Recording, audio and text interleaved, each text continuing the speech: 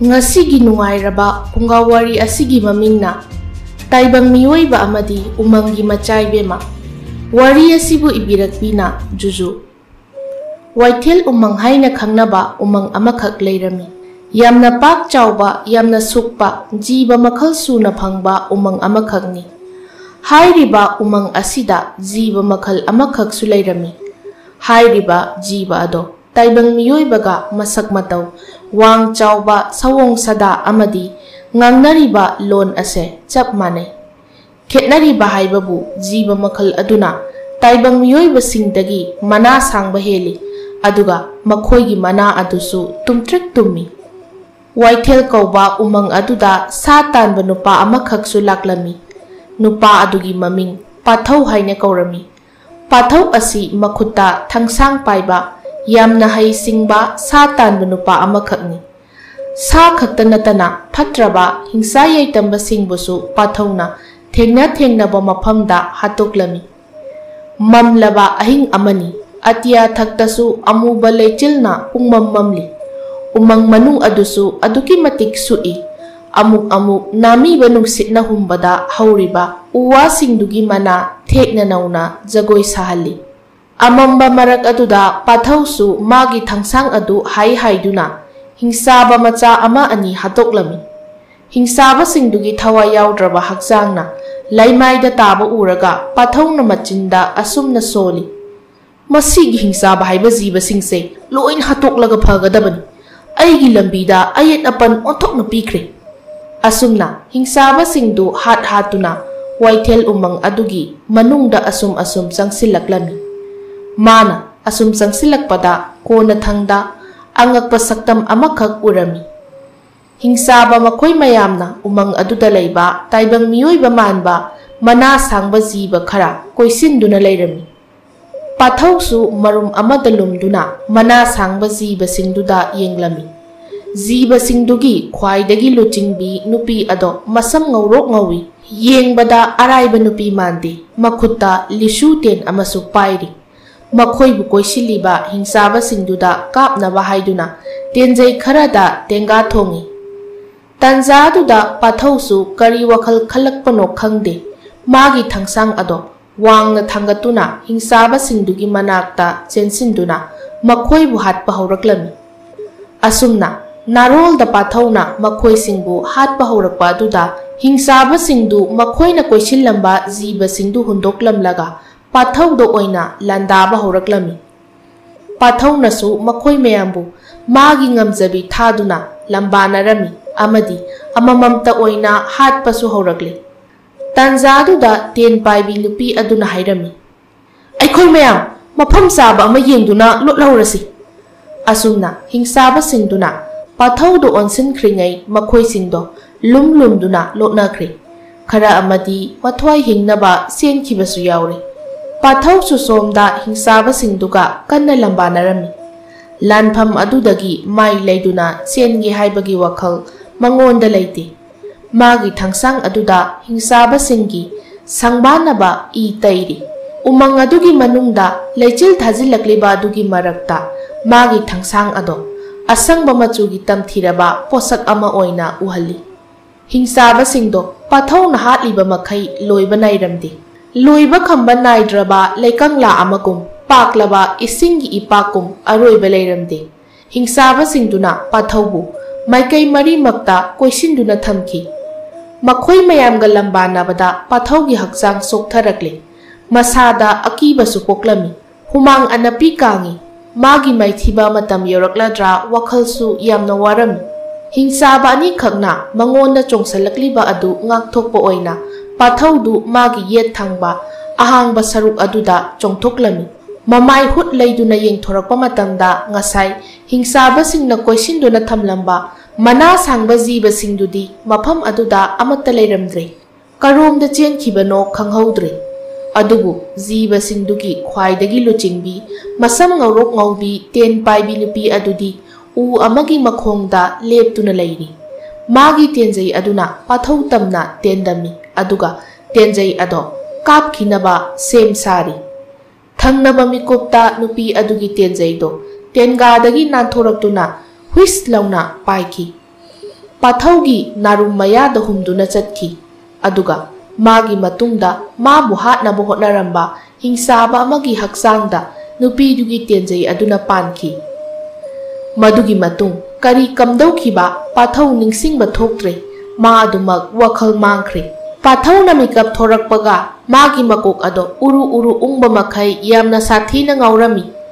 माना लैरिबा मफम असी कदाइदनो मा हाइबा ngamdre अदुबु मागी अकोइबा अदुदा मियोय खरदी लैरमी ngasai mana umangda thengnakiba jiba adugumba mana sangba nupi kharana mangonda munna yengduna makhoina thokpa juja tauna wari sanakiba ado pathawna su urami tanja aduda nupi khara ahal oibi amana magi manakta khajik changsilaktuna asumna hairami ibunga nangna tumduna leirakliba matamse kuire ahing ahum nungthil ahumbu mikap sungthok thok taba makhai tumine लाइबक फबना नंगी असोकपा दुसु ओइसिनबा ngamle हौजिकती हौगत कांखतुना चटपा यारनी खोंजेल अदुगी माइकैदा पाथौ ममाई लेदुना येंगलक्लमी माना पाइरखिबा थांगसांग अदुसु मागी नाकंदुदा ngaदुना लेरी थांगसांग अदुगी मयादा हिंसाबा सिंगी संगमानाबा ई खरा तैरी पाथौ मागी थांगसांग अदो तपना लामदुना लवी अदुगा थांगसांग अदुना चैंगा कोइदुना मा फमुंग अदुदगी तपना हौगतुना उना साबा युम अदुगी मपानदा तपली थोरकलमी तांजा अदुदा यामना इंगबा लेमबा अमदी खोइथुमलबा नुपी अमगी खोंजेल अमना उ अमगी मखादगी हंगलक्लमी हौजिकती अक्सांग कमाई तौरगे पाथौसु खोंजेल अदुगी माइकैदा उ अदुगी मखादा येंगथरमी खोंजेल अदुगी मपु ओइरिबी जीबा अदुसु मना सांगतक तौरगा तुम्मी मागी मसम अदुसु ताइबंग मियोइबगी मसम मचुगा मानदे मखुत्ता लिसु तेन अमसु पाइरमी पाथौ खुमदे मिसक अदुदा अदुमक येंगदुना लै मिसक अदुसु मखा तारकलमी अइखोइना नंगबु थेंगनखिबादो वाइथेल उमंग अमदी नोंगथांगी देन हाइना खंगनबा तुरेल अदुगी लोनबा जगा अदुदनी नंगी नसा पुंबा इना पुंगलुपलुपलमी आइना नंगबु कनबिरक्तुना मफमसिदा पुरकपनी पाथौ वखल तारे हाइबगुम मकोक नोमी उ मखोंग अदुदा फमलीबी अदु वाइथेल उमंग असिबु ngaktuna निंगथौ ओइना पालिबी मिसक अदुगी अमता पोक्सबी मजाइबेमा लेनानी पाथौ दि हौजिक फावबा निंगसिंगबा ngamdri मा मतौ करमना मफम अदुदा यौरखिबनो हाइबदो पाथौना निंगसिंगबा हाइरगदी मागी मनाक तमना हिंसाबा सिंगना चेंसिलखिबा मागी थांगसांग अदुदा हिंसाबगी ई तैखिबा अमदी यामना थाजदबा मवोंदा अतिया थक्ता ngaksangang थाजा अमा थोकलकपा अदुखकनी पाथौ मागी थांगसांग अदो मखुत चेना पाइ मखोंग तपली थांगदुना मजाइबे मलैनागी मनाकता चंगसिलक्लमी मजाइबे मदुनसु पाथौदा मुन्ना येंगजै मिपाइबा मियेंगदा खोंफम साहौदा तुसिन खोचिनबा यावगद्रा खन्ना पाथौना हाइरक्लमी अइगी थवाइ कनबिरकपा दुगिदमक थागतपा फोंदोकचरी करी करम तौरगा सोंगी तौबीमल उच्चौ हाइबनो मजाइबे मलैनाना खुमी तौबीमल उट्रबसु यारे नंगना अइखोइगिदमक करिसु तौबीद्रबसु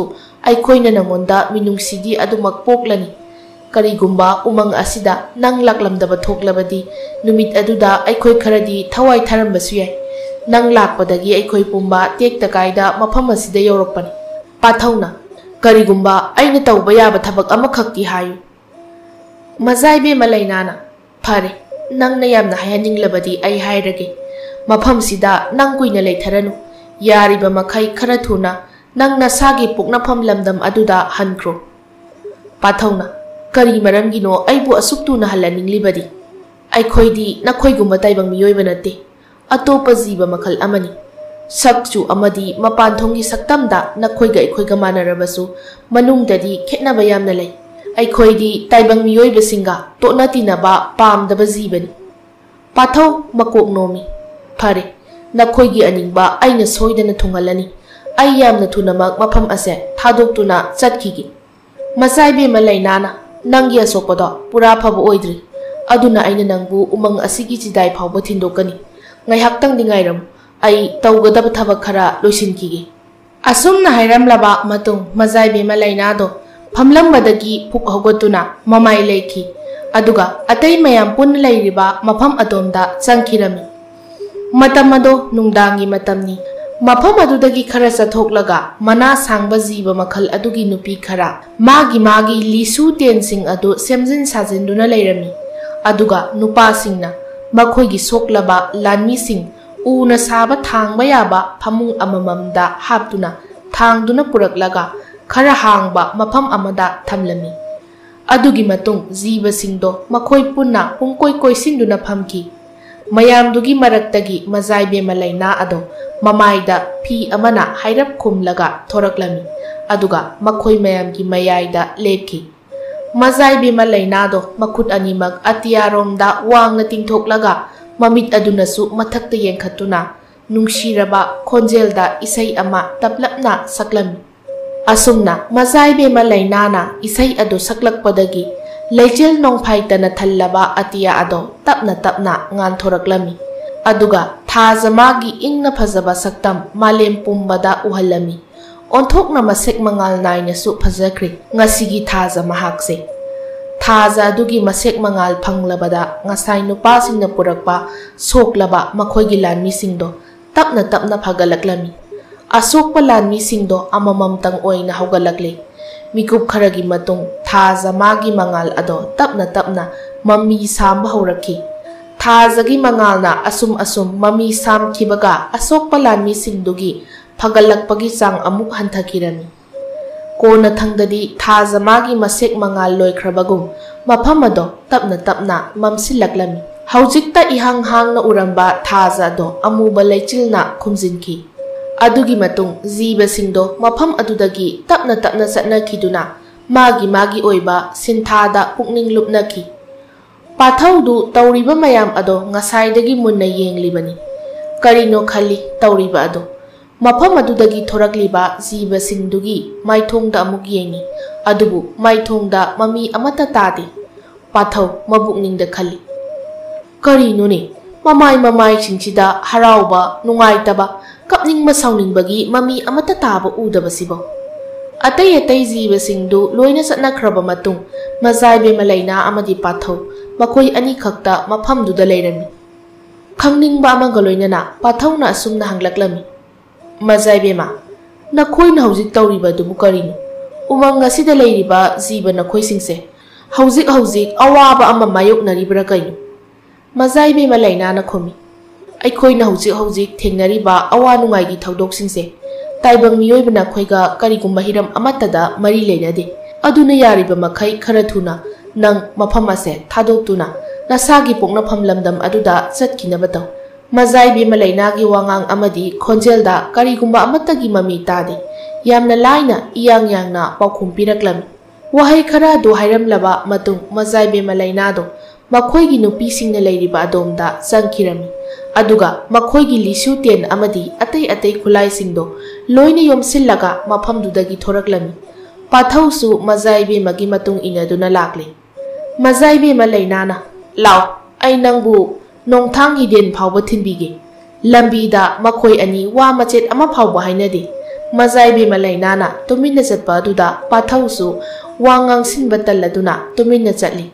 Siklaba umangi lambi aduda akangba una mathakta pathaugi makhongna thangbada khongthang makhol kharadi thoi.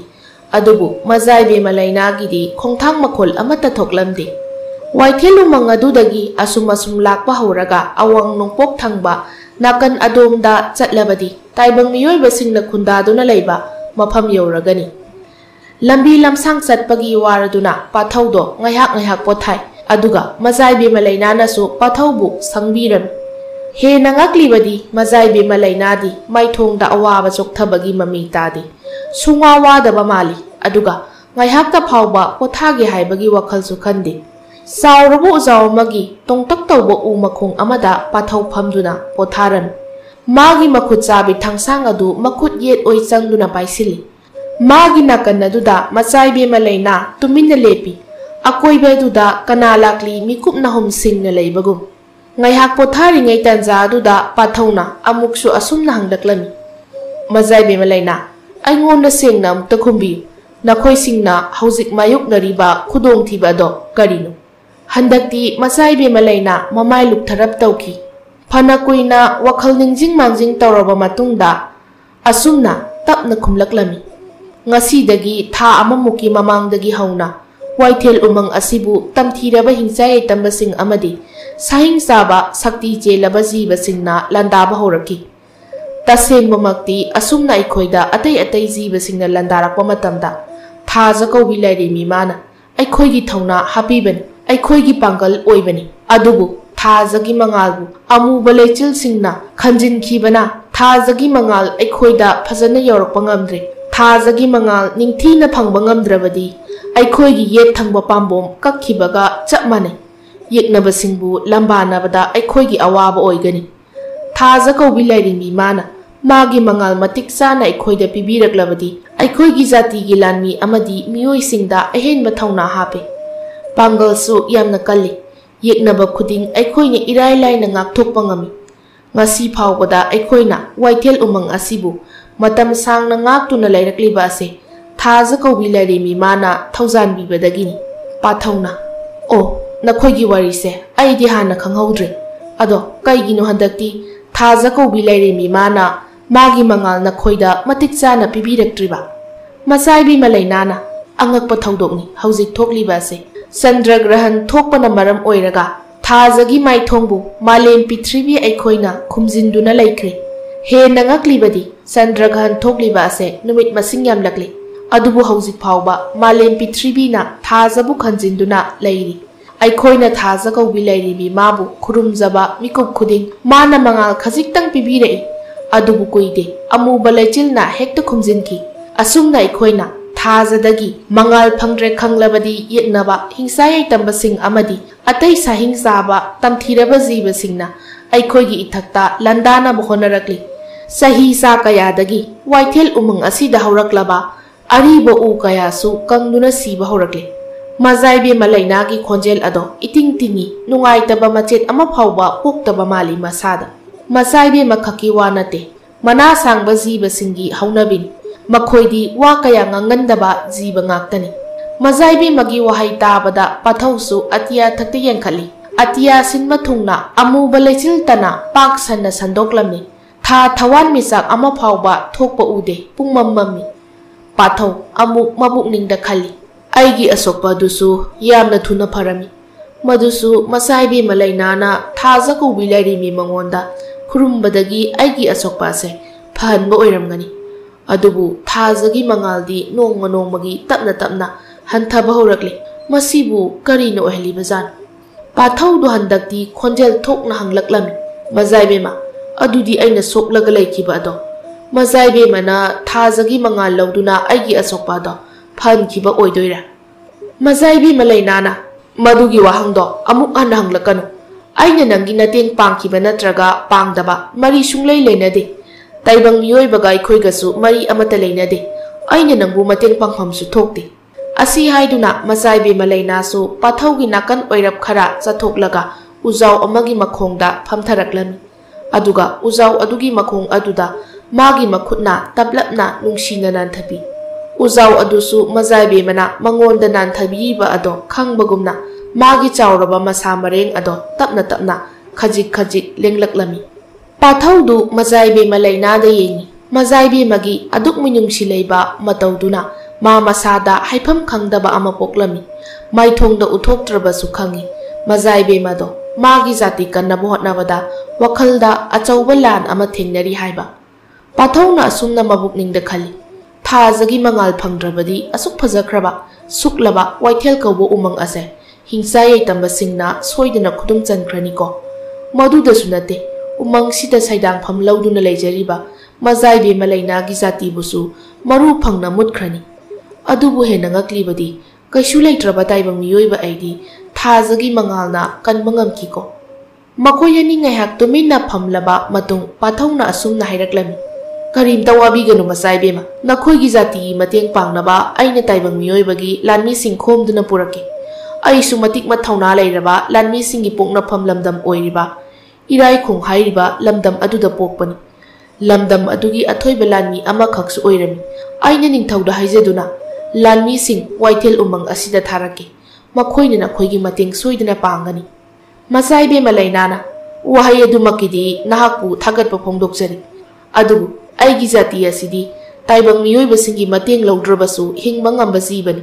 ꯍꯧꯈꯤꯕ ꯆꯍꯤ ꯀꯌꯥ ꯑꯁꯦ ꯑꯩꯈꯣꯏꯒꯤ ꯖꯥꯇꯤꯅ ꯇꯥꯏꯕꯪ ꯃꯤꯑꯣꯏꯕꯒꯤ ꯃꯇꯦꯡ ꯅꯣꯡꯃꯇ ꯅꯤꯔꯛꯇ꯭ꯔꯤ꯫ ꯇꯥꯏꯕꯪ ꯃꯤꯑꯣꯏꯕꯗ ꯅꯠꯇꯅ ꯑꯇꯩ ꯑꯇꯣꯞꯄ ꯖꯤꯕꯁꯤꯡꯒꯤ ꯃꯇꯦꯡ ꯂꯧꯔꯛꯇ꯭ꯔꯤ꯫ ꯍꯟꯗꯛꯀꯤ ꯃꯇꯥꯡ ꯑꯁꯤꯁꯨ ꯑꯩꯈꯣꯏꯅ ꯖꯤꯕ ꯑꯃꯠꯇꯗꯒꯤ ꯃꯇꯦꯡ ꯂꯧꯔꯨ꯫ ꯃꯆꯥꯏꯕꯦꯝꯃ ꯂꯩꯅꯥꯒꯤ ꯑꯔꯣꯏꯕ ꯋꯥꯍꯩ ꯑꯗꯨꯗꯤ ꯈꯖꯤꯛ ꯃꯉꯛ ꯍꯥꯏꯒꯠꯂꯞ ꯍꯥꯏꯔꯛꯄꯅꯤ꯫ ꯃꯈꯣꯏꯒꯤ ꯖꯥꯇꯤ ꯑꯁꯤꯗꯤ ꯈꯔ ꯉꯛꯆꯥꯎ ꯊꯦꯛꯄ ꯖꯥꯇꯤ ꯑꯣꯏꯕꯖꯥꯠꯅꯤ꯫ ꯄꯥꯊꯧꯅ ꯍꯪꯂꯛꯂꯝꯃꯤ, ꯍꯣꯏ ꯐꯔꯦ, ꯑꯗꯨꯕꯨ ꯍꯧꯖꯤꯛ ꯑꯣꯏꯔꯤꯕ ꯐꯤꯕꯝ ꯑꯁꯦ ꯈꯖꯤꯛꯇ ꯑꯣꯏꯔꯕꯁꯨ ꯍꯣꯡꯗꯣꯛꯅꯕ ꯌꯥꯕꯒꯤ ꯃꯑꯣꯡ ꯂꯩꯇꯕ꯭ꯔꯥ? ꯃꯆꯥꯏꯕꯦꯝꯃ ꯂꯩꯅꯥ ꯈꯨꯝꯗꯦ꯫ ꯑꯗꯨꯒꯤ ꯃꯍꯨꯠ ꯎꯃꯪ ꯑꯗꯨꯒꯤ ꯑꯔꯥꯞꯄ ꯁꯔꯨꯛ ꯑꯃꯗ ꯃꯨꯟꯅ ꯌꯦꯡꯕꯒꯨꯝꯅ ꯇꯧꯈꯤ꯫ ꯉꯥꯏꯍꯥꯛꯀꯤ ꯃꯇꯨꯡ ꯃꯆꯥꯏꯕꯦꯝꯃ ꯂꯩꯅꯥꯅ ꯑꯁꯨꯝꯅ ꯍꯥꯏꯔꯛꯂꯝꯃꯤ, ꯍꯧꯒꯠꯂꯣ, ꯆꯠꯅꯕ ꯇꯧꯁꯤ꯫ ꯑꯩꯅ ꯅꯪꯕꯨ ꯎꯃꯪ ꯑꯁꯤꯗꯒꯤ ꯊꯤꯟꯗꯣꯛꯄ ꯊꯣꯔꯛꯂꯤꯉꯩ ꯑꯩꯈꯣꯏꯒꯤ ꯑꯔꯣꯏꯕ ꯂꯥꯟꯐꯝ ꯑꯃ ꯑꯩ ꯌꯥꯍꯧꯗꯕ ꯇꯥꯗꯧꯔꯤ꯫ ꯑꯁꯨꯝꯅ ꯍꯥꯏꯅꯔꯕ ꯃꯇꯨꯡ ꯄꯥꯊꯧ ꯑꯃꯗꯤ ꯃꯆꯥꯏꯕꯦꯝꯃ ꯂꯩꯅꯥ ꯃꯈꯣꯏ ꯑꯅꯤ ꯑꯗꯣ ꯎꯃꯪ ꯑꯗꯨꯒꯤ ꯃꯇꯥꯏ ꯑꯗꯣꯝꯗ ꯑꯁꯨꯝ ꯂꯥꯛꯄ ꯍꯧꯔꯝꯃꯤ꯫ ꯂꯥꯞꯅ ꯎꯔꯤꯕ ꯆꯤꯡꯁꯥꯡ ꯑꯗꯣꯝꯗ ꯃꯈꯨꯠ ꯊꯤꯟꯗꯨꯅ ꯃꯆꯥꯏꯕꯦꯝꯃ ꯂꯩꯅꯥꯅ ꯍꯥꯏꯔꯛꯂꯝꯃꯤ, ꯇꯨ, ꯑꯥꯗ ꯎꯔꯤꯕ ꯆꯤꯡꯁꯥꯡ ꯑꯁꯦ ꯍꯦꯛ ꯂꯥꯟꯊꯣꯛꯄꯒ ꯅꯪꯒꯤ ꯄꯣꯛꯅꯐꯝ ꯂꯝꯗꯝ ꯑꯣꯏꯔꯤꯕ ꯏꯔꯥꯏꯈꯣꯡ ꯍꯥꯏꯕ ꯃꯐꯝ ꯑꯗꯣ ꯇꯥꯒꯗꯧꯔꯤꯕꯅꯤ꯫ ꯆꯤꯡꯁꯥꯡ ꯑꯁꯦ ꯍꯦꯛ ꯂꯥꯟꯊꯣꯛꯄꯒ ꯅꯪꯁꯨ ꯇꯥꯏꯕꯪ ꯃꯤꯑꯣꯏꯕꯁꯤꯡꯒꯤ ꯂꯩꯐꯝꯗ ꯆꯠꯈ꯭ꯔꯣ꯫ ꯄꯥꯊꯧꯗꯨ ꯃꯥꯒꯤ ꯃꯃꯥꯡꯂꯣꯝꯗ ꯈꯣꯡꯊꯥꯡ ꯈꯔ ꯍꯪꯒꯠꯅ ꯊꯥꯡꯒꯠꯂꯤ꯫ ꯑꯗꯨꯒ ꯃꯆꯥꯏꯕꯦꯝꯃ ꯂꯩꯅꯥꯔꯣꯝꯗ ꯃꯃꯥꯏ ꯂꯩꯗꯨꯅ ꯍꯥꯏꯔꯛꯂꯝꯃꯤ, ꯊꯥꯒꯠꯆꯔꯤ ꯃꯆꯥꯏꯕꯦꯝꯃ, ꯑꯩꯁꯨ ꯏꯔꯥꯏꯈꯣꯡ ꯂꯝꯗꯝ ꯌꯧꯔꯒ ꯇꯨꯃꯤꯟꯅ ꯂꯩꯊꯣꯛꯂꯣꯏ꯫ ꯃꯆꯥꯏꯕꯦꯝꯃꯒꯤꯗꯃꯛ ꯃꯇꯦꯡ ꯄꯥꯡꯕ ꯀꯔꯤ ꯇꯧꯕ ꯌꯥꯏ ꯍꯥꯏꯕ ꯁꯣꯏꯗꯅ ꯈꯟꯅꯔꯛꯀꯦ꯫ ꯃꯆꯥꯏꯕꯦꯝꯃ ꯂꯩꯅꯥꯗꯣ ꯄꯥꯊꯧꯗ ꯃꯨꯟꯅ ꯌꯦꯡꯉꯤ꯫ ꯊꯥꯖꯗꯕꯒꯤ ꯃꯇꯧꯅꯤ꯫ ꯃꯑꯣꯡ ꯌꯦꯡꯂꯁꯤ꯫ ꯑꯩꯅ ꯑꯃꯨꯛ ꯍꯟꯅ ꯅꯪꯕꯨ ꯎꯕ ꯃꯤꯀꯨꯞ ꯑꯗꯨꯗꯗꯤ ꯆꯟꯗ꯭ꯔ ꯒ꯭ꯔꯍꯟ ꯑꯁꯤ ꯂꯣꯏꯈꯤꯗꯨꯅ ꯑꯅꯧꯕ ꯊꯥꯖ ꯑꯃ ꯑꯇꯤꯌꯥꯊꯛꯇ ꯁꯣꯏꯗꯅ ꯊꯣꯛꯂꯛꯀꯅꯤ ꯍꯥꯏꯅ ꯑꯩꯅ ꯊꯥꯖꯩ꯫ ꯄꯥꯊꯧ ꯋꯥꯍꯩ ꯈꯔꯗꯤ ꯃꯥꯒꯤ ꯆꯤꯟꯕꯥꯟ ꯑꯗꯨꯗꯒꯤ ꯐꯣꯡꯗꯣꯛꯅꯤꯡꯕꯅꯤ, ꯑꯗꯨꯕꯨ ꯃꯆꯥꯏꯕꯦꯝꯃ ꯂꯩꯅꯥꯅ ꯃꯥꯒꯤ ꯆꯠꯀꯗꯕ ꯂꯝꯕꯤ ꯑꯗꯣ ꯃꯉꯣꯟꯗ ꯇꯥꯛꯂꯝꯂꯕ ꯃꯇꯨꯡ ꯃꯃꯥꯏ ꯂꯩꯗꯨꯅ ꯃꯈꯣꯡ ꯒꯝ ꯒꯝ ꯊꯥꯡꯗꯨꯅ ꯆꯠꯈ꯭ꯔꯦ ꯋꯥꯏꯊꯦꯜ ꯎꯃꯪꯒꯤ ꯁꯨꯛꯂꯕ ꯃꯔꯛ ꯑꯗꯨꯗ꯫ ꯃꯆꯥꯏꯕꯦꯝꯃ ꯂꯩꯅꯥꯗꯨ ꯆꯠꯈꯤꯕꯒ ꯇꯨꯡꯑꯣꯏꯅꯅ ꯏꯪ ꯏꯪ ꯂꯥꯎꯔꯕ ꯃꯆꯥꯏꯕꯦꯝꯃꯒꯤ ꯈꯣꯟꯖꯦꯜꯅ ꯏꯁꯩ ꯁꯛꯈꯤꯕ ꯑꯗꯣ ꯄꯥꯊꯧꯅꯁꯨ ꯇꯥꯍꯧꯏ꯫ ꯁꯥꯡꯂꯕ ꯑꯩꯈꯣꯏꯒꯤ ꯈꯣꯡꯆꯠ ꯉꯁꯤꯗꯤ ꯑꯔꯣꯏꯕ ꯁꯔꯨꯛ ꯌꯧꯔꯛꯂꯤ꯫ ꯊꯧꯅꯥ ꯄꯨꯝꯕ ꯍꯟꯊꯔꯛꯂꯤ꯫ ꯑꯩꯈꯣꯏꯒꯤ ꯃꯤꯠꯇ ꯎꯔꯤ ꯑꯋꯥꯕꯒꯤ ꯁꯛꯇꯝ ꯈꯛꯇꯃꯛ꯫ ꯊꯥꯖ ꯀꯧꯕꯤ ꯂꯥꯏꯔꯦꯝꯕꯤ ꯏꯃꯥꯎ, ꯏꯃꯥꯒꯤ ꯊꯣꯠꯂꯕ ꯅꯊꯥꯅꯨꯡꯗ ꯅꯆꯥ ꯑꯩꯈꯣꯏꯕꯨ ꯀꯣꯟꯁꯤꯟꯕꯤꯔꯨ꯫ ꯄꯥꯡꯒꯜ ꯊꯧꯅꯥ ꯍꯥꯞꯄꯤꯗꯨꯅ ꯋꯥꯏꯊꯦꯜ ꯎꯃꯪ ꯑꯁꯤꯗꯒꯤ ꯑꯩꯈꯣꯏꯕꯨ ꯂꯧꯁꯤꯟꯕꯤꯔꯨ꯫ ꯄꯥꯊꯧꯁꯨ ꯀꯨꯏꯅꯗꯤ ꯃꯐꯝꯗꯨꯗ ꯂꯩꯊꯗ꯭ꯔꯤ꯫ ꯃꯥꯒꯤ ꯄꯟꯊꯨꯡꯐꯝ ꯂꯝꯕꯤ ꯑꯗꯨ ꯇꯝꯅ ꯂꯥꯛꯂꯤ꯫ ꯃꯆꯥꯏꯕꯦꯝꯃ ꯂꯩꯅꯥꯒꯤ ꯏꯁꯩ ꯑꯗꯨꯁꯨ ꯐꯅ ꯁꯥꯡꯅ ꯂꯥꯞꯅ ꯇꯥꯔꯤ꯫ ꯇꯨꯔꯦꯜ ꯑꯃ ꯂꯩꯔꯤꯕ ꯑꯗꯣ ꯍꯦꯛ ꯂꯥꯟꯊꯣꯔꯛꯄꯒ ꯑꯗꯨꯗꯒꯤꯗꯤ ꯃꯆꯥꯏꯕꯦꯝꯃ ꯂꯩꯅꯥꯒꯤ ꯈꯣꯟꯖꯦꯜ ꯇꯞꯅ ꯇꯞꯅ ꯃꯃꯤ ꯁꯥꯝꯕ ꯍꯧꯔꯛꯂꯤ꯫ ꯄꯥꯊꯧꯁꯨ ꯑꯁꯨꯝ ꯂꯥꯛꯄꯅ ꯆꯤꯡꯁꯥꯡ ꯑꯗꯨ ꯂꯥꯟꯊꯣꯔꯛꯂꯤ꯫ ꯆꯤꯡꯁꯥꯡ ꯑꯗꯨꯒꯤ ꯃꯈꯣꯡꯗꯒꯤ ꯏꯔꯥꯏ ꯂꯥꯏꯅ ꯎꯔꯦ ꯃꯥꯒꯤ ꯄꯣꯛꯅꯐꯝ ꯂꯝꯗꯝ ꯑꯣꯏꯔꯤꯕ ꯏꯔꯥꯏꯈꯣꯡ ꯍꯥꯏꯔꯤꯕ ꯃꯐꯝ ꯑꯗꯨ꯫ ꯑꯗꯨꯕꯨ ꯃꯥꯒꯤ ꯄꯣꯛꯅꯐꯝ ꯂꯝꯗꯝ ꯌꯧꯔꯕꯁꯨ ꯄꯥꯊꯧꯅꯗꯤ ꯈꯛ ꯀꯥꯎꯒꯦ ꯉꯝꯗ꯭ꯔꯦ ꯋꯥꯏꯊꯦꯜ ꯎꯃꯪꯒꯤ ꯅꯤꯡꯍꯟꯅꯔꯕ ꯃꯆꯥꯏꯕꯦꯝꯃ ꯑꯃꯗꯤ ꯃꯥꯒꯤ ꯖꯥꯇꯤꯁꯤꯡ꯫ ꯄꯥꯊꯧꯗꯨ ꯏꯔꯥꯏꯈꯣꯡ ꯂꯝꯗꯝ ꯍꯦꯛ ꯌꯧꯕꯒ ꯂꯝꯗꯝ ꯑꯗꯨꯒꯤ ꯑꯊꯣꯏꯕ ꯂꯥꯟꯃꯤ ꯑꯣꯏꯔꯤꯕ ꯊꯧꯅꯥ ꯀꯧꯕ ꯂꯥꯟꯃꯤ ꯑꯗꯨꯒꯤ ꯃꯅꯥꯛꯇ ꯆꯠꯇꯨꯅ ꯑꯁꯨꯝꯅ ꯍꯪꯒꯠꯂꯝꯃꯤ, ꯏꯌꯥꯝꯕ ꯊꯧꯅꯥ, ꯋꯥꯏꯊꯦꯜ ꯎꯃꯪ ꯍꯥꯏꯔꯤꯕ ꯃꯐꯝ ꯑꯗꯣ ꯍꯤꯡꯆꯥ ꯌꯥꯏꯇꯝꯕ ꯑꯃꯗꯤ ꯁꯥꯍꯤꯡ ꯆꯥꯕ ꯇꯝꯊꯤꯕ ꯖꯤꯕꯁꯤꯡꯅ ꯀꯣꯏꯁꯤꯟꯗꯨꯅ ꯂꯥꯟꯗꯥꯅꯕ ꯁꯦꯝ ꯁꯥꯍꯧꯔꯤ꯫ ꯑꯩꯈꯣꯏꯁꯨ ꯏꯔꯥꯏꯈꯣꯡ ꯂꯝꯗꯝꯒꯤ ꯂꯥꯟꯃꯤꯁꯤꯡ ꯄꯨꯗꯨꯅ ꯋꯥꯏꯊꯦꯜ ꯎꯃꯪꯒꯤ ꯈꯨꯟꯖꯥꯁꯤꯡ ꯀꯟꯅꯕ ꯈꯣꯡꯁꯥꯜꯂꯁꯤ꯫ ꯃꯗꯨꯗ ꯊꯧꯅꯥꯅ ꯑꯁꯨꯝꯅ ꯈꯨꯝꯂꯛꯂꯝꯃꯤ, ꯃꯗꯨꯒꯤ ꯀꯥꯟꯅꯕ ꯂꯩꯔꯣꯏ ꯄꯥꯊꯧ꯫ ꯑꯩꯈꯣꯏ ꯂꯥꯟꯃꯤ ꯃꯁꯤꯡ ꯊꯤꯡꯉꯝꯗ ꯋꯥꯏꯊꯦꯜ ꯎꯃꯪꯗ ꯆꯠꯂꯕꯁꯨ ꯈꯨꯟꯖꯥꯁꯤꯡꯕꯨ ꯍꯤꯡꯆꯥ ꯌꯥꯏꯇꯝꯕꯁꯤꯡꯒꯤ ꯃꯈꯨꯠꯇꯒꯤ ꯀꯟꯕ ꯉꯝꯂꯔꯣꯏ꯫ ꯃꯇꯝ ꯌꯥꯝꯅ ꯊꯦꯡꯃꯟꯈ꯭ꯔꯦ꯫ ꯍꯤꯡꯆꯥ ꯌꯥꯏꯇꯝꯕꯁꯤꯡꯗꯨꯅ ꯋꯥꯏꯊꯦꯜ ꯎꯃꯪ ꯂꯧꯁꯤꯜꯂꯕ ꯃꯇꯨꯡ ꯏꯔꯥꯏꯈꯣꯡ ꯂꯝꯗꯝ ꯑꯁꯤꯗ ꯂꯥꯟꯗꯥꯅꯕ ꯍꯣꯠꯅꯔꯛꯀꯅꯤ꯫ ꯃꯈꯣꯏꯒ ꯃꯥꯌꯣꯛꯅꯅꯕ ꯁꯦꯝ ꯁꯥꯗꯨꯅ ꯂꯩꯁꯤ꯫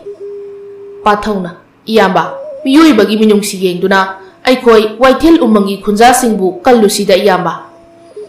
ꯊꯧꯅꯥꯅ, ꯑꯩꯕꯨ ꯋꯥꯔꯧꯒꯅꯨ ꯄꯥꯊꯧ, ꯑꯩ ꯂꯝꯗꯝ ꯑꯁꯤꯒꯤ ꯂꯥꯟꯃꯤꯁꯤꯡꯒꯤ ꯈ꯭ꯋꯥꯏꯗꯒꯤ ꯂꯨꯆꯤꯡꯕꯅꯤ꯫ ꯂꯝꯗꯝ ꯑꯁꯤꯕꯨ ꯉꯥꯛ ꯁꯦꯟꯗꯨꯅ ꯊꯝꯕ ꯍꯥꯏꯕꯁꯦ ꯑꯩꯒꯤ ꯏꯊꯧꯅꯤ꯫ ꯄꯥꯊꯧ ꯁꯥꯎꯅ ꯍꯥꯏꯔꯝꯃꯤ, ꯑꯗꯨꯛ ꯃꯤꯀꯤꯊꯤ ꯑꯣꯏꯕ ꯂꯥꯟꯃꯤꯁꯤꯡꯒꯤ ꯂꯨꯆꯤꯡꯕ ꯑꯃ ꯑꯣꯏꯅ ꯑꯋꯥ ꯑꯅꯥ ꯇꯥꯔꯕ ꯑꯇꯣꯞꯄ ꯂꯝꯗꯝꯒꯤ ꯂꯥꯟꯃꯤꯁꯤꯡꯕꯨ ꯀꯟꯐꯝ ꯊꯣꯛꯇꯕ꯭ꯔꯥ? ꯅꯪꯗꯤ ꯂꯥꯟꯃꯤ ꯑꯃ ꯑꯣꯏꯕꯗ ꯃꯇꯤꯛ ꯆꯥꯗꯦ꯫ ꯑꯁꯨꯝꯅ ꯄꯥꯊꯧꯗ ꯊꯤꯅ ꯆꯩꯔꯝꯂꯒ ꯃꯥꯁꯨ ꯃꯐꯝꯗꯨꯗꯒꯤ ꯑꯃꯨꯛ ꯊꯣꯔꯛꯂꯝꯃꯤ꯫ ꯄꯥꯊꯧ ꯃꯥꯒꯤ ꯃꯌꯨꯝꯗ ꯍꯜꯂꯛꯂꯤ꯫ ꯃꯥꯒꯤ ꯏꯔꯥꯏꯈꯣꯡ ꯂꯝꯗꯝ ꯑꯁꯤꯗꯤ ꯇꯦꯛꯇ ꯀꯥꯏꯗꯅ ꯍꯔꯥꯎ ꯇꯌꯥꯝꯅ ꯂꯩꯔꯤ ꯑꯗꯨꯕꯨ ꯋꯥꯏꯊꯦꯜ ꯎꯃꯪꯒꯤ ꯈꯨꯟꯖꯥꯁꯤꯡꯗꯤ ꯀꯣꯛꯊꯛꯇ ꯄꯣꯠꯂꯨꯝ ꯑꯃ ꯄꯨꯍꯧꯔꯤ ꯃꯖꯥꯏꯕꯦꯝꯃ ꯂꯩꯅꯥꯅ ꯀꯌꯥꯝ ꯊꯋꯥꯏ ꯋꯥꯍꯧꯕ ꯍꯧꯖꯤꯛꯁꯨ ꯃꯃꯤꯠꯇ ꯁꯪꯁꯪ ꯎꯔꯤ ꯇꯥꯟꯖꯥꯗꯨꯗ ꯄꯥꯊꯧ ꯃꯥꯒꯤ ꯂꯩꯈꯤꯗ꯭ꯔꯕ ꯃꯄꯥ ꯑꯗꯨꯕꯨ ꯈꯪꯅꯤꯡ ꯅꯤꯡꯁꯤꯡꯂꯛꯂꯝꯃꯤ ꯑꯩꯒꯤ ꯄꯥꯕꯨꯡꯁꯨ ꯑꯊꯣꯏꯕ ꯂꯥꯟꯃꯤ ꯑꯃꯅꯤ ꯃꯥꯒꯤ ꯈꯨꯟꯖꯥꯁꯤꯡ ꯉꯥꯛ ꯁꯦꯟꯅꯕ ꯍꯣꯠꯅꯕꯗ ꯂꯥꯟꯐꯝꯗ ꯊꯋꯥꯏ ꯊꯥꯈꯤ ꯃꯥꯒꯤ ꯑꯔꯣꯏꯕ ꯃꯤꯀꯨꯞ ꯐꯥꯎꯕ ꯃꯥꯒꯤ ꯈꯨꯟꯖꯥꯁꯤꯡꯕꯨ ꯀꯟꯅꯅꯕ ꯍꯣꯠꯅꯔꯝꯃꯤ ꯑꯗꯨꯒꯨꯝꯕ ꯊꯧꯅꯥ ꯐꯕ ꯂꯥꯟꯃꯤ ꯑꯃꯒꯤ ꯃꯆꯥꯅꯤ ꯑꯩꯁꯦ ꯑꯩ ꯇꯨꯃꯤꯟꯅ ꯂꯩꯊꯣꯛꯂꯣꯏ ꯏꯇꯣꯝꯇ ꯑꯣꯏꯔꯕꯁꯨ ꯋꯥꯏꯊꯦꯜ ꯎꯃꯪꯗ ꯆꯠꯂꯒꯦ ꯑꯁꯨꯝꯅ ꯈꯟꯗꯨꯅ ꯄꯥꯊꯧꯗꯣ ꯃꯥꯒꯤ ꯆꯥꯅꯕ ꯁꯒꯣꯜ ꯑꯗꯨꯗ ꯇꯣꯡꯈꯠꯂꯤ ꯃꯥꯒꯤ ꯈꯨꯖꯨ ꯊꯥꯡꯂꯦꯠ ꯃꯈꯨꯠꯇ ꯆꯦꯠꯅ ꯄꯥꯏꯗꯨꯅ ꯋꯥꯏꯊꯦꯜ ꯎꯃꯪ ꯇꯝꯅ ꯂꯥꯛꯂꯝꯃꯤ ꯑꯩꯕꯨ ꯉꯥꯏꯔꯝꯈꯣ ꯃꯖꯥꯏꯕꯦꯝꯃ ꯑꯩꯅ ꯅꯈꯣꯏꯒꯤꯗꯃꯛ ꯃꯇꯦꯡ ꯄꯥꯡꯒꯅꯤ ꯋꯥꯁꯛꯂꯝꯕꯅꯤ ꯑꯩ ꯏꯇꯣꯝꯇ ꯑꯣꯏꯔꯕꯁꯨ ꯃꯐꯝꯗꯨꯗ ꯂꯥꯛꯇꯨꯅ ꯅꯈꯣꯏꯒꯤꯗꯃꯛꯇ ꯂꯦꯞꯀꯅꯤ ꯑꯁꯨꯝꯅ ꯄꯥꯊꯧꯗꯣ ꯃꯥꯒꯤ ꯁꯒꯣꯜ ꯑꯗꯨ ꯊꯧꯗꯨꯅ ꯋꯥꯏꯊꯦꯜ ꯎꯃꯪ ꯇꯝꯅ ꯂꯥꯛꯂꯝꯃꯤ ꯑꯍꯤꯡ ꯑꯃ ꯍꯧꯖꯤꯟꯈ꯭ꯔꯕ ꯃꯇꯨꯡ ꯃꯥ ꯋꯥꯏꯊꯦꯜ ꯎꯃꯪ ꯌꯧꯔꯛꯂꯦ ꯃꯥꯅ ꯉꯁꯤ ꯎꯃꯪ ꯑꯁꯤꯗ ꯌꯧꯔꯛꯄ ꯃꯇꯝꯁꯤꯗꯗꯤ ꯎꯃꯪ ꯑꯗꯣ ꯑꯣꯟꯊꯣꯛꯄ ꯃꯇꯧ ꯑꯃ ꯑꯣꯏꯔꯝꯂꯦ ꯍꯥꯟꯅ ꯁꯨꯛꯅ ꯃꯝꯈꯤꯕ ꯑꯗꯨꯗꯒꯤ ꯑꯃꯨꯛꯀ ꯍꯦꯟꯅ ꯁꯨꯛꯅ ꯃꯝꯂꯝꯂꯦ ꯄꯥꯊꯧ ꯃꯥꯒꯤ ꯁꯒꯣꯜꯗꯒꯤ ꯀꯨꯝꯗꯨꯅ ꯃꯈꯣꯡꯅ ꯎꯃꯪ ꯑꯗꯨꯗ ꯆꯪꯂꯛꯂꯝꯃꯤ ꯎꯃꯪ ꯑꯗꯨꯗ ꯍꯧꯔꯝꯕ ꯎ ꯄꯥꯝꯕꯤ ꯀꯌꯥꯗꯤ ꯀꯪꯗꯨꯅ ꯁꯤꯔꯝꯂꯦ ꯂꯩꯕꯥꯛ ꯂꯩꯍꯥꯎ ꯆꯦꯜꯂꯝꯗ꯭ꯔꯦ ꯐꯠꯇ ꯍꯥꯎꯗꯤ ꯃꯅꯝ ꯅꯝꯂꯝꯂꯦ ꯇꯦꯛꯂꯕ ꯈꯨꯠꯁꯨꯇꯦꯟ ꯑꯃꯗꯤ ꯃꯖꯥꯏꯕꯦꯝꯃ ꯂꯩꯅꯥꯒꯤ ꯖꯥꯇꯤꯁꯤꯡꯒꯤ ꯑꯁꯤꯕ ꯍꯛꯆꯥꯡ ꯀꯌꯥ ꯑꯃꯁꯨ ꯇꯥꯗꯨꯅ ꯂꯩꯔꯝꯃꯤ ꯃꯈꯣꯏꯁꯤꯡꯒ ꯂꯣꯏꯅꯅ ꯌꯥꯝꯂꯕ ꯍꯤꯡꯁꯥ ꯌꯥꯏꯇꯝꯕꯁꯤꯡꯒꯤ ꯑꯁꯤꯕ ꯍꯛꯆꯥꯡꯁꯨ ꯃꯐꯝꯗꯨꯗ ꯇꯥꯔꯝꯃꯤ ꯁꯛꯇꯝ ꯑꯗꯨꯅ ꯎꯠꯂꯤ ꯃꯖꯥꯏꯕꯦꯝꯃ ꯂꯩꯅꯥꯒꯤ ꯖꯥꯇꯤ ꯑꯗꯨꯅ ꯀꯌꯥꯝ ꯊꯧꯅꯥ ꯐꯅ ꯍꯤꯡꯁꯥ ꯌꯥꯏꯇꯝꯕꯁꯤꯡꯒ ꯃꯥꯌꯣꯛꯅꯈꯤ ꯍꯥꯏꯕꯗꯣ ꯄꯥꯊꯧ ꯃꯕꯨꯛꯅꯤꯡꯗ ꯈꯜꯂꯤ ꯃꯖꯥꯏꯕꯦꯝꯃ ꯂꯩꯅꯥ ꯑꯩꯕꯨ ꯉꯥꯏꯔꯝꯈꯣ ꯑꯩꯕꯨ ꯑꯃꯨꯛꯇꯗꯤ ꯉꯥꯏꯔꯝꯈꯣ ꯑꯁꯨꯝ ꯈꯟꯅ ꯈꯟꯅ ꯄꯥꯊꯧꯁꯨ ꯂꯥꯛꯂꯦ ꯃꯖꯥꯏꯕꯦꯝꯃ ꯂꯩꯅꯥꯅ ꯃꯥꯕꯨ ꯊꯤꯟꯗꯣꯔꯛꯄ ꯂꯝꯕꯤ ꯑꯗꯣ ꯊꯤꯗꯨꯅ ꯂꯝꯕꯤꯗ ꯑꯁꯨꯝ ꯂꯥꯛꯂꯤꯕ ꯃꯈꯩ ꯑꯄꯨꯝ ꯑꯁꯥꯒꯤ ꯃꯅꯝ ꯍꯦꯟꯅ ꯅꯝꯂꯛꯂꯝꯃꯤ ꯑꯁꯤꯕ ꯍꯛꯆꯥꯡ ꯀꯌꯥ ꯑꯃꯁꯨ ꯊꯦꯡꯅꯔꯝꯃꯤ ꯆꯠꯂꯤꯕ ꯑꯗꯨꯒꯤ ꯅꯥꯀꯟ ꯍꯦꯛ ꯂꯩꯊꯣꯛꯄꯒ ꯑꯆꯧꯕ ꯎꯖꯥꯎ ꯑꯃꯈꯛ ꯄꯥꯊꯧꯒꯤ ꯃꯥꯡꯗ ꯍꯧꯗꯨꯅ ꯂꯩꯔꯝꯃꯤ ꯎꯖꯥꯎ ꯑꯗꯨꯒꯤ ꯃꯈꯣꯡꯗ ꯃꯖꯥꯏꯕꯦꯝꯃ ꯂꯩꯅꯥ ꯑꯃꯗꯤ ꯃꯥꯒꯤ ꯖꯥꯇꯤꯒꯤ ꯃꯤꯑꯣꯏ ꯈꯔ ꯍꯤꯡꯁꯥ ꯌꯥꯏꯇꯝꯕꯁꯤꯡꯅ ꯀꯣꯏꯁꯤꯟꯗꯨꯅ ꯊꯝꯂꯝꯃꯤ ꯎꯖꯥꯎ ꯑꯗꯨꯒꯤ ꯍꯦꯛ ꯃꯇꯨꯡꯗꯅ ꯄꯤꯛꯇꯛ ꯇꯧꯕ ꯇꯨꯔꯦꯜ ꯑꯃ ꯆꯦꯜꯂꯤ ꯑꯗꯨꯒꯤ ꯇꯨꯔꯦꯜꯗꯨꯒꯤ ꯅꯥꯀꯟꯗꯅ ꯊꯥꯖ ꯀꯧꯕꯤ ꯂꯩꯔꯦꯝꯕꯤ ꯃꯥꯒꯤ ꯂꯥꯏꯁꯪ ꯑꯃꯁꯨ ꯃꯝꯂꯕ ꯂꯩꯆꯤꯜ ꯃꯔꯛꯇ ꯂꯩꯔꯝꯃꯤ ꯄꯥꯊꯧꯅ ꯃꯖꯥꯏꯕꯦꯝꯃ ꯑꯩ ꯂꯥꯛꯂꯤ ꯃꯖꯥꯏꯕꯦꯝꯃ ꯑꯁꯤ ꯍꯥꯏꯗꯨꯅ ꯄꯥꯊꯧꯗꯣ ꯃꯥꯒꯤ ꯊꯥꯡꯁꯥꯡ ꯑꯗꯨ ꯁꯠꯇꯣꯛꯂꯒ ꯍꯤꯡꯁꯥ ꯌꯥꯏꯇꯝꯕꯁꯤꯡꯗꯨ ꯇꯝꯅ ꯆꯦꯟꯁꯤꯜꯂꯤ ꯍꯤꯡꯁꯥ ꯌꯥꯏꯇꯝꯕꯁꯤꯡꯅꯁꯨ ꯄꯥꯊꯧ ꯇꯝꯅ ꯇꯦꯟ ꯑꯃꯗꯤ ꯇꯥꯅꯆꯤꯡꯕ ꯀꯌꯥ ꯂꯪꯂꯛꯂꯝꯃꯤ ꯑꯗꯨꯕꯨ ꯍꯤꯡꯁꯥ ꯌꯥꯏꯇꯝꯕꯁꯤꯡꯒꯤ ꯈꯨꯠꯂꯥꯏꯁꯤꯡꯗꯣ ꯄꯥꯊꯧꯅ ꯌꯥꯝꯅ ꯍꯩꯁꯤꯡꯅ ꯀꯛꯇꯨꯅ ꯃꯥꯒꯤ ꯊꯥꯡꯁꯥꯡ ꯑꯗꯨꯅ ꯍꯤꯡꯁꯥꯕ ꯀꯌꯥ ꯍꯥꯠꯇꯣꯛꯂꯝꯃꯤ ꯄꯥꯊꯧꯒꯤ ꯃꯇꯧ ꯑꯗꯨ ꯎꯕꯗ ꯃꯖꯥꯏꯕꯦꯝꯃ ꯂꯩꯅꯥꯅꯁꯨ ꯃꯥꯒꯤ ꯇꯦꯟꯖꯩꯁꯤꯡꯅ ꯍꯤꯡꯁꯥꯕ ꯀꯌా ꯍꯥꯠꯇꯣꯛꯂꯝꯃꯤ ꯃꯖꯥꯏꯕꯦꯝꯃ ꯂꯩꯅꯥꯅ ꯇꯥꯏꯕꯪ ꯃꯤꯑꯣꯏꯕ ꯂꯥꯟ ꯑꯁꯦ ꯅꯪꯒꯤ ꯁꯔꯨꯛ ꯌꯥꯎꯗꯦ ꯀꯔꯤꯒꯤꯗꯃꯛ ꯅꯪꯅ ꯃꯐꯝꯁꯤꯗ ꯑꯃꯨꯛ ꯂꯥꯛꯂꯤꯕꯅꯣ ꯍꯟꯈ꯭ꯔꯣ ꯅꯪꯒꯤ ꯄꯣꯛꯅꯐꯝ ꯂꯝꯗꯝꯗ ꯄꯥꯊꯧ ꯅꯣꯛꯐꯦꯠ ꯇꯧꯅ ꯈꯨꯝꯃꯤ ꯅꯪꯅ ꯍꯥꯏꯈꯤꯕꯗꯨꯗꯤ ꯑꯩꯒ ꯅꯪꯒ ꯑꯃꯨꯛ ꯍꯟꯅ ꯎꯅꯕ ꯐꯪꯂꯕꯗꯤ ꯃꯤꯀꯨꯞ ꯑꯗꯨꯗ ꯆꯟꯗ꯭ꯔꯒ꯭ꯔꯍꯟ ꯂꯣꯏꯈꯤꯗꯨꯅ ꯑꯅꯧꯕ ꯊꯥꯖ ꯑꯃ ꯑꯇꯤꯌꯥꯗ ꯊꯣꯛꯂꯛꯀꯅꯤ ꯍꯥꯏꯅ ꯃꯖꯥꯏꯕꯦꯝꯃ ꯂꯩꯅꯥ ꯋꯥꯍꯩ ꯑꯃ ꯐꯥꯎꯕ ꯍꯥꯏꯕ ꯉꯝꯈꯤꯗꯦ ꯑꯗꯨꯕꯨ ꯃꯥꯒꯤ ꯊꯃꯣꯏꯗꯗꯤ ꯄꯥꯊꯧꯕꯨ ꯍꯥꯏꯅꯤꯡꯉꯥꯏ ꯂꯩꯇꯅ ꯊꯥꯒꯠꯂꯤ ꯄꯥꯊꯧꯅ ꯋꯥꯍꯩ ꯑꯃ ꯍꯦꯛ ꯍꯥꯏꯒꯦ ꯇꯧꯕꯒ ꯍꯤꯡꯁꯥꯕꯁꯤꯡꯒꯤ ꯂꯥꯟꯒꯤ ꯂꯥꯟꯕꯨꯡ ꯌꯩꯔꯛꯂꯝꯃꯤ ꯍꯤꯡꯁꯥꯕꯁꯤꯡꯒꯤ ꯂꯨꯆꯤꯡꯕ ꯀꯩꯔꯦꯜ ꯍꯥꯏꯔꯤꯕ ꯃꯤꯁꯛ ꯑꯗꯨꯅ ꯍꯤꯡꯁꯥꯕ ꯂꯤꯁꯤꯡ ꯂꯣꯏꯅꯗꯨꯅ ꯃꯈꯣꯏꯒꯤ ꯃꯅꯥꯛꯇ ꯆꯦꯟꯁꯤꯜꯂꯛꯂꯝꯃꯤ ꯄꯥꯊꯧ ꯑꯇꯤꯌꯥ ꯊꯛꯇ ꯅꯣꯡꯈꯠꯇꯨꯅ ꯌꯦꯡꯉꯤ ꯑꯃꯨꯕ ꯂꯩꯆꯤꯜꯁꯤꯡꯅ ꯊꯥꯖ ꯃꯥꯕꯨ ꯄꯨꯝꯅ ꯌꯣꯠꯁꯤꯟꯅꯕ ꯍꯣꯠꯅꯔꯤ ꯃꯁꯤꯡ ꯊꯤꯉꯝꯗ꯭ꯔꯕ ꯁꯃꯨꯗ꯭ꯔꯒꯤ ꯏꯄꯥꯛꯀꯨꯝ ꯂꯣꯏꯕ ꯅꯥꯏꯗ꯭ꯔꯕ ꯍꯤꯡꯁꯥꯕꯤꯁꯤꯡꯅ ꯃꯈꯣꯏꯕꯨ ꯍꯥꯠꯂꯒꯦ ꯃꯇꯥꯒꯨꯝ ꯂꯥꯎ ꯈꯣꯡꯗꯨꯅ ꯆꯦꯟꯁꯤꯜꯂꯛꯂꯤ ꯃꯈꯣꯏꯒꯤ ꯃꯇꯨꯡꯗꯅ ꯂꯩꯔꯤ ꯊꯥꯖ ꯀꯧꯕꯤ ꯂꯩꯔꯦꯝꯕꯤ ꯃꯥꯒꯤ ꯂꯥꯏꯁꯪ ꯃꯖꯥꯏꯕꯦꯝꯃ ꯂꯩꯅꯥꯒꯤ ꯖꯥꯇꯤꯁꯤꯡꯁꯨ ꯃꯥꯒꯤ ꯈꯨꯠꯂꯥꯏ ꯄꯥꯏꯈꯠꯇꯨꯅ ꯍꯤꯡꯁꯥꯕꯁꯤꯡꯒ ꯂꯝꯕꯥꯅꯩ ꯑꯗꯨꯕꯨ ꯍꯤꯡꯁꯥꯕꯁꯤꯡꯅ ꯃꯁꯤꯡ ꯌꯥꯝꯕ ꯍꯦꯟꯈꯤꯕꯅ ꯃꯈꯣꯏ ꯃꯥꯌꯣꯛꯅꯕꯗ ꯑꯋꯥꯕ ꯑꯣꯏꯔꯗꯨꯅ ꯊꯋꯥꯏ ꯊꯥꯕꯅ ꯍꯥꯟꯈꯤ ꯃꯈꯣꯏꯒꯤ ꯏꯈꯦꯡꯇꯅ ꯋꯥꯏꯊꯦꯜ ꯎꯃꯪ ꯑꯗꯨꯗ ꯇꯨꯔꯦꯜ ꯑꯣꯏꯅ ꯆꯦꯟꯈꯤ ꯑꯗꯨꯕꯨ ꯃꯖꯥꯏꯕꯦꯝꯃ ꯂꯩꯅꯥ ꯑꯃꯗꯤ ꯄꯥꯊꯧ ꯃꯈꯣꯏ ꯑꯅꯤꯗꯤ ꯍꯟꯕ ꯂꯩꯇ ꯍꯤꯡꯁꯥꯕꯁꯤꯡꯗꯨꯒ ꯑꯗꯨꯃꯛ ꯂꯝꯕꯥꯅꯔꯤ ꯃꯖꯥꯏꯕꯦꯝꯃ ꯂꯩꯅꯥꯒꯤ ꯖꯥꯇꯤꯒꯤ ꯃꯤꯑꯣꯏ ꯃꯁꯤꯡ ꯍꯟꯊꯔꯛꯂꯦ ꯍꯧꯖꯤꯛꯇꯤ ꯃꯈꯣꯏꯕꯨ ꯍꯤꯡꯆꯥꯕꯁꯤꯡꯅ ꯃꯥꯏꯀꯩ ꯃꯔꯤꯗ ꯀꯣꯏꯁꯤꯟꯗꯨꯅ ꯊꯝꯈ꯭ꯔꯦ ꯃꯖꯥꯏꯕꯦꯝꯃ ꯂꯩꯅꯥꯁꯨ ꯃꯥꯒꯤ ꯃꯈꯨꯠ ꯑꯗꯨꯅ ꯇꯨꯡꯗ ꯂꯥꯝꯗꯨꯅ ꯃꯥꯒꯤ ꯇꯦꯟꯖꯩ ꯁꯠꯂꯤ अदुबु मागी तेंजैदी मसिंग अमखक्ता ngaihore मचाई बेमा लैना अमुक लानफम लोमदा येंगलक्लम मागी जातिगी मियोई सिंगदी कैरेलगी मखुता असुम असुम थवाई थाख्रे पाथौसु मसा पोंबा इना पुंगा ngankhre अदुबु मागी थांसांग अदो चेटना पाइदुना हिंसाबा सिंगल लंबानरी हौजिकती मखोई आशा उद्रे लानफम असिदा मखोई सोइदना माइथिरनी खंगली मतांग असिदा मचाई बेमा लैना मचिंदा सोले आई निंगनरोय थाजा कौबी लाइरेंबी मागी लाइसंगदा आइना मतम कुइना सेवा फंगजरकपनी आइगी जातिगी मियोई खुदिंग आइना ngakpi senbigani asi haiduna masai bema laina thangnaba mikupta kuruk kudak kunduna phamlaga laisang adomda mamai olaga khurumi थाजा कौबी लाइरेंबी इमाओ नसाई ngonda pangal thongna pinabiru aigi izati ifuruki miyoy singbu kanba ngamhanbiyu waithel umang asibu nasa aina kanba ngamhanbiyu ima असुमना मजाई बेमा लैनाना थाजा कौबी लाइरेंबी मंगोंदा खोइरमखिबा थंगनबा मिकुप्ता कैरेंगी खुलाई ओइरिबा सिंजंग अदो हेना लुमथरक्लमी पाथौसु मसा हेना सोक्सिले मयादगी ई फावबा ओथोरक्ले पाथौ हंदकी लैमाइदा तपना तुथरक्लमी मजाई बेमा अदुबु पाथौना वखल मांगद्रिङै अंगकपा सक्तम अमदी मान ओकी थाजा कौबी लाइरेंबी माना सानबीरबा मचाई बेमा लैनागी मसादा मंगाल खरा लाइसंगलोमदगी चंगलक्लमी थंगनबा मिकुप्ता मंगाल अदुना मागी मखुता पाइरिबा लिरुंगतेल अदुदा चंखी अदुगा मसा मतुमता तेंजै अमा तेंगा थुंगलमी तेंजै अदो मचाई बेमाना अतिया तमना कपखतकी अमुबा लैचिलतना खुमजिनख्रबा थाजा माबु यौनबा तेंजै अदो कापकी मचाई बेमा लैनागी तेंजै अदुना थाजा माबु कुपसिलंबा अमुबा लैचिल अदुदा पानखी मिकुप अदुदा अमुबा लैचिल सिंदो मांगखिदुना अतिया थक्तगी थवान मिचाक मथी मयाम अमा लंगट्रिक लंगना तारकलमी अमुबा लैचिल अदुना मांगख्रबदा थाजागी मंगाल अदो मालेम पृथ्वीदा थोरकले वाइथेल उमंग अदुसु थाजागी मंगाल तना पुंगान ngankhre थाजागी मंगाल न येइबदा सिरुरबा अमदी सोकलुरबा मचाई बेमा लैनागी जातिगी मियोई सिंगदो लोइने हिंगलक्ले हानागुमना तगत तगत टेकले लैमाइदा तुदुना लैहौबा लाइओइरबा पामेल उजाउ सिंगसु मसा मरेंग फंदुना हुगलक्ले मखोइगी मसा सिंगदुना हिंसा याइतंबा सिंग थोम थोमदुना हातोरक्ले थाजागी मंगाल फंगबदा मतम सांगना तुंगदुना लैरुरबा वाइथेल उमंग अदुगी निंगथौ मचाई बेमा लैनागी अपोकपा मपा निंगथौ वंगमसु हौगलक्ले इनिंगथौ वंगमगी असावबना वाइथेल उमंग निन खोंगले लानगी अरोइबा मतंग यौसिलक्ले पाथौना वखल तादुना मिकप थोरकपा मतंददी वाइथेल उमंग अदो असंग अमानतना पिकथले येंगबदा मिट थकना फजरमले मागी नाकंदा मचाई बेमा लैनासु लेपतुना मंगोनना मुन्ना येंगदुना लैरमी मचाई बेमा लैनाना थागचरी पाथौना खुमी नंगी वाहै अदुना अइबु हेन हरावहले हौजिकी नखोइगी जातिदा ताइबंगमी ओइना खजिकता ओइरबसु मतेंग पांगबा ngamle मचाई बेमा लैनाना होय अचुंबन पाथौना लान अदुसु नखोइना माइ पाकले हौजिकती आइना मफम असिदा कुइना लैरुबगी कानाबा लैत्रे उमंग असिदी नखोइगी युमनी ताइबंग मियोइबा आइगी लैफम नते मचाई बेमा लैनाना नंगना लाकनिंगबा मतमदा वाइथेल उमंग असिदा लाउ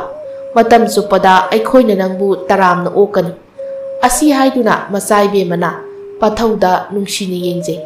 मचाई बेमागी मित्येंग अदु उबदा पाथौसु नोकफेट तौई मादी ताइबंग मियोइबनी हनख्रनी मागी पोकनफम लमदम इराइखोंगदा अदुबु नोंगमदी सोइदना लाखिनी मचाई बेमा लैनागी मनाक्ता